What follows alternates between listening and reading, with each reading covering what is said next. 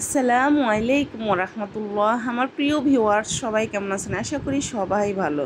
প্রচণ্ড গরম, আর এই গরমে তৈরি করে ফেললাম একটা হেলদি রেসিপি। আর এই গরমে এরকম একটা হেলদি রেসিপি থাকলে মনে হয় আর কিছুই লাগবে না।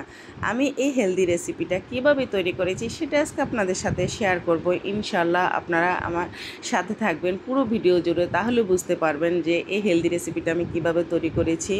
আর এখানে আমি নিয়েছি 1 কেজি ঝিঙ্গে। আর ঝিঙ্গাটা কিন্তু একেবারে নরম, চেষ্টা করবেন নরম ঝিঙ্গে নিতে, তাহলে কিন্তু এরকম একটা রেসিপি তৈরি করতে খুবই ভালো লাগবে। আর এখানে এই রেসিপিটা তৈরি করার জন্য প্রিয় ভিউয়ার্স আমি এখানে মুগ ডাল নিয়েছি। আমি অল্প একটু মুগ ডাল নিয়েছি, যেহেতু ঝিঙ্গে এটা আসলে রান্না করতে গেলে অল্প একটু হয়ে যায়, সেক্ষেত্রে অল্প একটু ঝিঙ্গে নিয়েছি। আর নিয়েছি এখানে আমি কাতলা মাছ। আর আপনাদের হাতের কাছে থাকলে আসলে যে কোনো মাছই ইউজ করতে পারেন, কোনো সমস্যা নেই। সো আমার কাছে কাতলা মাছটাই ছিল, সেক্ষেত্রে আমি এখানে 4 থেকে 5 পিস আমি কাতলা মাছ ইউজ করেছি। এটা বাচ্চাদের জন্য অপশনাল, না দিলেও কিন্তু এই রেসিপির জন্য চলে। তো কথা বলতে বলতে মাছটা কিন্তু আসলে আমি হালকা একটু লবণ, মরিচ আর একটু হালকা হলুদের গুঁড়ো দিয়ে কিন্তু আমি মেখে রেখেছিলাম প্রায় 5 থেকে 10 মিনিটের জন্য। আর আসলে এইভাবে মাছ মেখে রাখলে কি মাছটার মধ্যে হলুদ, মরিচ, লবণ সবই কিন্তু যায়, তখন কিন্তু খেতে ভালো লাগে। আর এই তো মাছটা কিন্তু আমার ভাজা হয়ে গেছে প্রিয় ভিউয়ার্স। আমি কিন্তু এভাবেই মাছটা নামিয়ে নেব, কেননা এর থেকে বেশি ভাজা করলে আসলে মাছ ভালো লাগে না। রান্নার জন্য কিন্তু এরকমই মাছ ভাজা করাটাই পারফেক্ট। প্রিয় ভিউয়ার্স, ঝিঙ্গাটা আমি কিভাবে কেটে নিয়েছি সেটা এখন আপনাদের সাথে শেয়ার করবো। দেখুন ভিউয়ার্স, যেহেতু ঝিঙ্গা এটা একটা পানি জাতীয় তরকারি, আর এটা আসলে ছোট করে কাটলে কি এটা একেবারেই ছোট হয়ে যায় রান্না করতে গেলে, আর দেখা যায় না। সেই ক্ষেত্রে ঝিঙ্গাটা একটু বড় করে নিলে কি দেখতে ভালো লাগে, খেতেও ভালো লাগে। প্রিয় ভিউয়ার্স, আমি যে মাছটা ভাজা করেছি সেই মাছের তেলের মধ্যে কিন্তু আমি এখন দিয়ে দেবো পরিমাণ মতো রসুন।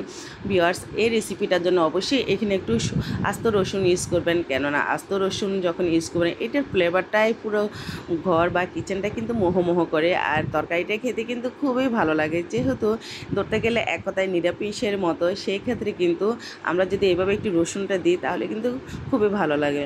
আর আসলে এখন প্রচণ্ড গরম, এই গরমে আমরা গৃহিণীরা চেষ্টা করি একটাই তরকারি রান্না করতে।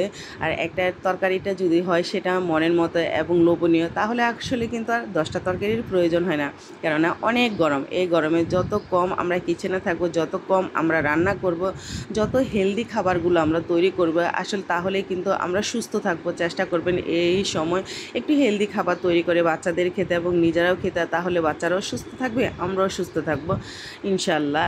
তো কথা বলতে বলতে ভিউয়ার্স, আমি এখানে পরিমাণ মতো পেঁয়াজ দিয়ে দিয়েছি, আর দিয়ে দিলাম এখানে রসুন বাটা। আর এই রেসিপিটার জন্য আমি এখানে ভিউয়ার্স সরিষার তেল ইউজ করেছি।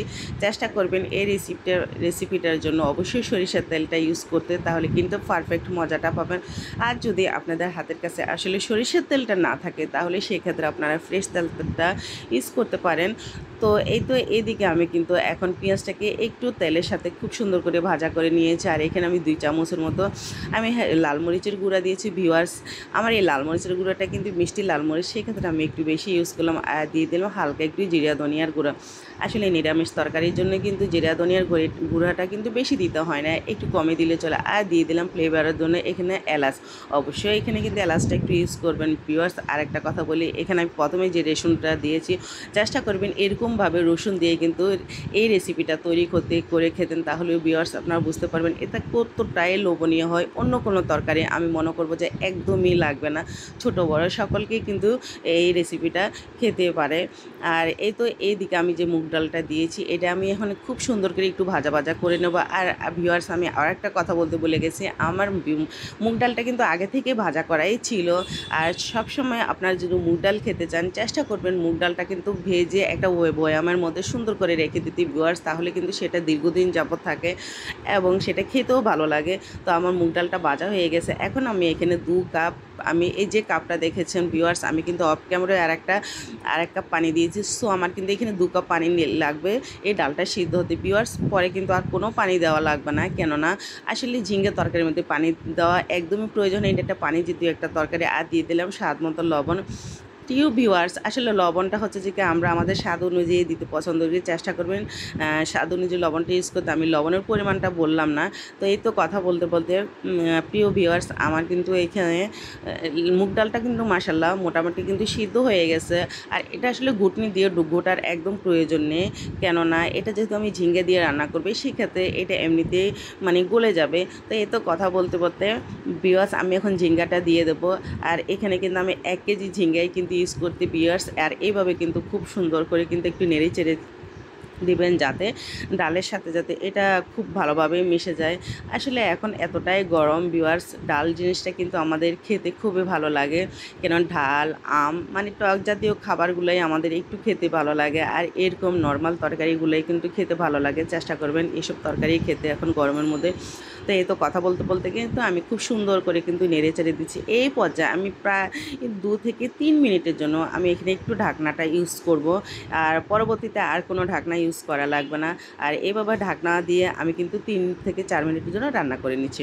তো আমার 2 থেকে 3 মিনিট প্রায় 5 মিনিট হয়ে গেছে ভিউয়ার্স। এখন আমি ঢাকনাটা নিয়ে নিচ্ছি। আর এই পর্যায়ে আমি ঢাকনাটা নিয়েছি, আমি কিন্তু এখানে আর ঢাকনা ইউজ করব না ভিউয়ার্স। চেষ্টা করবেন আর ঢাকনা ইউজ না করতে, কেননা ঢাকনা ইউজ করলে কি আসলে যে ঝিঙ্গের তরকারিটা কিন্তু একটু সবুজ কালারে হয়, আর সেটা কিন্তু পরবর্তীতে থাকে না বারবার ঢাকনা ইউজ করলে। চেষ্টা করবেন এই পর্যায়ে যে ঢাকনা উল্টাবেন আর কিন্তু ঢাকনা দিতে চেষ্টা করবেন না। ঢাকনা দিলে কিন্তু সবুজ কালারটা থাকবে না, ঝিঙ্গাটা কিন্তু বেশি সিদ্ধ হয়ে যাবে। আর এই পর্যায়ে ভিউয়ার্স দেখলেন যে আমি যে আলু ভাজা করে রেখেছি সেই আলুটা দিয়ে দিলাম, সাথে আমি টমেটো দিয়ে দিচ্ছি। অবশ্যই এখানে একটাই টমেটো আমি ইউজ করেছি 1 কেজি ঝিঙ্গার জন্য। চেষ্টা করবেন আপনারা এখানে এইভাবে স্লাইস করে টমেটো ইউজ করছে। আর আলুগুলো অবশ্যই কিন্তু ভাজা করে দিতে হবে, না হলে কিন্তু ভিউয়ার্স তরকারিটা খেতে একটুও ভালো লাগবে না। তো এই তো এইভাবে কিন্তু আমি আবার 4 থেকে 5 মিনিট আমি রান্না করে নেব। এক মাঝারি আছে, আমি এখানে কিন্তু হাই হিটে দিচ্ছি না। হাই হিটে দিলে কি তরকারিটা ঝোলটা টেনে যাবে, বাট তরকারিটা সিদ্ধ হবে না, খেতে ভালো লাগবে না, যেহেতু এখানে ডাল আছে। এরপর যে আমি এখানে ভিউয়ার্স মাছটা আমি দিয়ে দিচ্ছি। আর এই তো এইভাবে আলতোভাবে আমি একটু নেড়ে চেড়ে দিচ্ছি। চেষ্টা করবেন এইভাবে মাছগুলো ইউজ করতে। আর এই তরকারির মধ্যে আসলে মাছটা কিন্তু না দিলেও চলে, অপশনাল, বাট বাচ্চাদের জন্য দেওয়া সেক্ষেত্রে, বাট না দিলেও কিন্তু চলে। মানে মজাটা কিন্তু একটুও কমবে না, যেহেতু আমি আগেও ভিউয়ার সবসময় আমি এইভাবে ঝিঙ্গা তরকারিটা রান্না করে খেতে কিন্তু আমার ভালো লাগে। সেই ক্ষেত্রে আমি যেভাবে ঝিঙ্গা তরকারিটা রান্না করে খেতে পছন্দ করি সেটাই কিন্তু ভিউয়ার্স আমি আপনাদের সাথে শেয়ার করলাম এই গরমে। তো এই তো কথা বলতে বলতে কিন্তু মোটামুটি আমি ঝিঙ্গাটাকে কিন্তু একটু নাড়াচাড়া করে দিচ্ছি। এই পর্যায়ে আমি অফ ক্যামেরায় একটু পেঁয়াজ পেস্তা করে নিচ্ছি ভিউয়ার্স। এখানে কিন্তু আমি কোনো রসুন ইউজ করি না, এখানে শুধু আমি অল্প একটু পেঁয়াজ পেস্তা করেছি। চেষ্টা করবেন এখানে রসুন ইউজ করতে না, রসুন ইউজ করলে কিন্তু ভালো লাগবে না। পেঁয়াজটা এমনভাবে পেস্তা করবেন এটা যেন একেবারে পেস্তা না হয়, কেননা একেবারে পেস্তা হলে কি একটু তিতো তিতো ভাব পাবে, সেই ক্ষেত্রে হালকা একটু পেস্তা করে এইভাবে কিন্তু পেঁয়াজটা দিয়ে দিবেন, তাহলে কিন্তু ফ্লেভারটা খুব সুন্দর আসবে। আর এখানে কিন্তু কোনো রসুন দিতে যাবেন না ভিউয়ার্স, তাহলে ভালো লাগবে না।